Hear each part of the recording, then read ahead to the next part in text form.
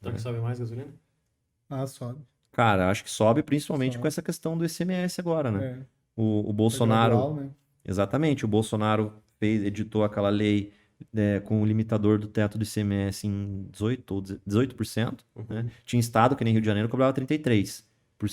Então, cara, cortou quase na metade ali a alíquota de ICMS dos combustíveis. Aí, vocês lembram, ali em agosto, setembro, preço da gasolina, preço do diesel, principalmente da gasolina comum, caiu bastante. Só que foi uma medida temporária, né? Até 31/12.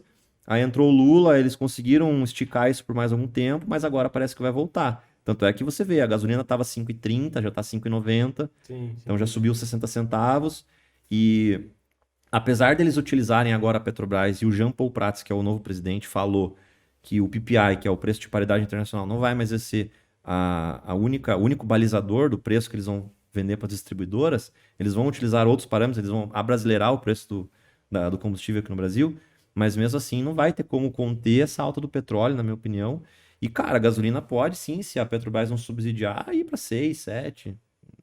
Pode sim, num cenário complicado. Comprar um patinete elétrico. É. É a única coisa que faz. Jogue. Vai, Mobilete. já era. Pô. Mas até subir gasolina é ruim, porque tem a tendência talvez forçar a baixar um pouco a taxa de juros, porque segura o consumo. Ou tu acha que não? Não entendi. A subida da gasolina, Sim. então a oneração, ela acaba segurando um pouco o consumo e, por outro lado, ajuda que pode ser que o Banco Central baixe mais rapidamente a taxa de juros. Sim, é exatamente isso. Se você aumenta o preço, você desestimula o consumo daquele produto, né? Sim. Quanto mais caro, menos pessoas vão comprar. Então, de fato, tem até uma frase no mercado financeiro que falam que o melhor mecanismo para você segurar uma alta de preço é a própria alta do preço. Porque quanto mais alto, menos pessoas vão comprar, e quanto menos pessoas comprar, menos demanda, ele vai cair, né? Mas a questão do combustível, cara, ela é delicada porque o principal modal hoje do Brasil é o rodoviário, né? Então, se o diesel sobe, o preço do frete sobe. Se o preço do frete sobe, o preço de tudo sobe, porque tudo é transportado através do modal rodoviário aqui no Brasil. E isso daí afeta diretamente a questão da taxa de juros que você falou. Se o IPCA começar a subir, ele já tá numa tendência de queda, né? Mas se o IPCA voltar a subir, e vai voltar a subir pelo menos nos próximos 3 meses, aí, cara, o Banco Central não vai mais ter tanto ânimo assim para começar a cortar a taxa de juros. Apesar de todas as bravatas de Glaze, Lula, Haddad, por enquanto o Banco Central é independente, então, cara... Por enquanto, né? Por enquanto. E essa questão do Banco Central... A briga tá feia. Porra, tá... briga entre eles. Tá? Cara... Ele meteu o dedo. E é curioso, sabe por quê? Porque, assim, a taxa de juros brasileira, a taxa Selic, ela é balizada pelo Copom, né? Ele faz as reuniões lá, a cada 45 dias, e decide a taxa Selic. Só que o juro longo de 10 anos, por exemplo, ele não é balizado pelo Copom, ele é balizado pelo mercado. E quanto mais mais o Lula, mais a Glaze, mais o Haddad, mais a Tebet, mais criticam a independência do Banco Central, mais incerteza você traz. Quanto mais incerteza, mais você estressa o juro longo. Então, os próprios ataques deles ao Banco Central tá fazendo com que os juros subam. A melhor coisa para o juro cair seria eles ficarem quietos. Sim. Se eles ficassem quietos, o juro ia cair, você ia conseguir controlar a inflação, aí o crédito ia ficar mais barato, não ia ter um credit crunch. Inclusive, isso é um outro tópico que seria legal falar depois, desse credit crunch, que inclusive o Stuberger comentou ontem na carta trimestral da Verde. Não, já falo, pô. Então... Colocou na mesa, fala agora. Cara, esse negócio aí do crédito é um negócio que tá complicado. Agora, por que o Lula e Companhia Limitada estão criticando tanto o Banco Central? Por conta do juro alto.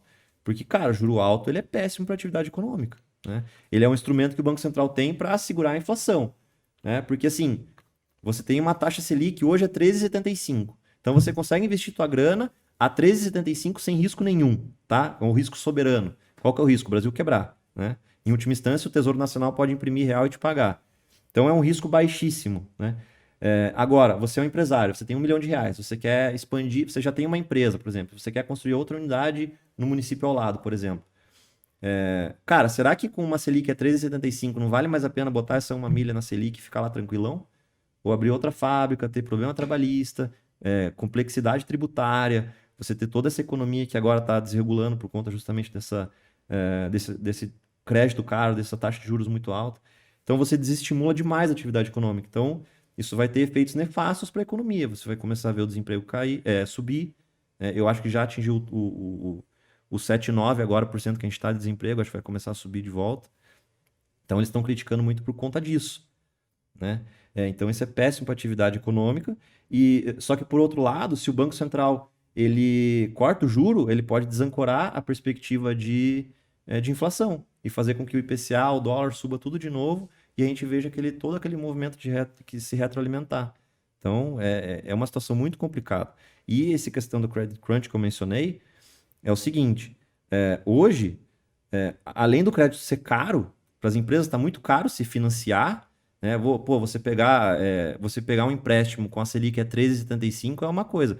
Quando a Selic estava em 2020, né, a 2%, era muito mais barato, muito mais fácil você pegar crédito, fazer financiamento, trocar de carro e financiar com o banco. Hoje está muito mais caro. Então, a rolagem de dívida para as empresas fica muito mais difícil. Então, as empresas conseguem contrair menos crédito, conseguem rolar muito menos as suas dívidas e conseguem, com muito mais dificuldade, tocar o seu negócio, né? Levantar caixa para conseguir fazer aquele capital de giro. E a gente tem também o advento da Americanas, que é uma das gigantes que acabou quebrando.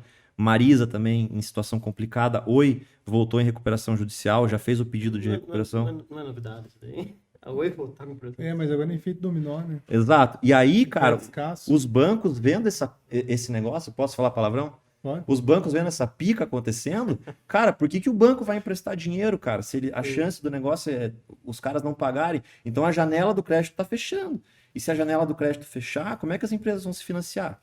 E se as empresas não conseguirem se financiar, vai ter uma quebradeira em massa, velho. Aí é desemprego, aí é toda aquela... Já começou, né? E já começou. Não, já tem nem. Quem diria que a Americanas ia ter esse problema que teve? Não, mas americano é fraude, né? Foi uma fraude contábil. Não Mas mesmo com os controladores que tem, cara, o 3G ali são os empresários de maior referência do Brasil no mundo. Né? E se a 3G acabou tendo uma fraude contábil dentro de uma empresa da 3G, quem garante que nas outras empresas também não tem? Então, cara, os bancos estão muito reticentes. Então, o credit crunch o crédito, né, a janela do crédito fechando é um grande risco hoje para o mercado.